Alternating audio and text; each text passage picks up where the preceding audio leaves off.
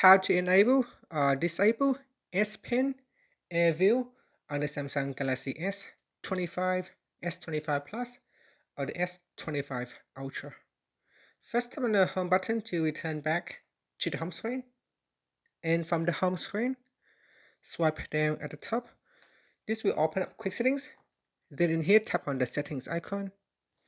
Next, we scroll down and then tap on advanced features. Now in here, tap on S Pen. Then tap on Air View. Tap on the toggle button to disable Air View, or tap on the toggle button to turn on Air View. Now tap on the left hand side panel. In here, you can set it to previews and pointer, or pointer only, or previews only. So by default, it is set to previews and pointer. And that's it. Finally, tap on the home button to return back to the home screen. Thank you for watching this video. Please like and subscribe to my channel for more videos.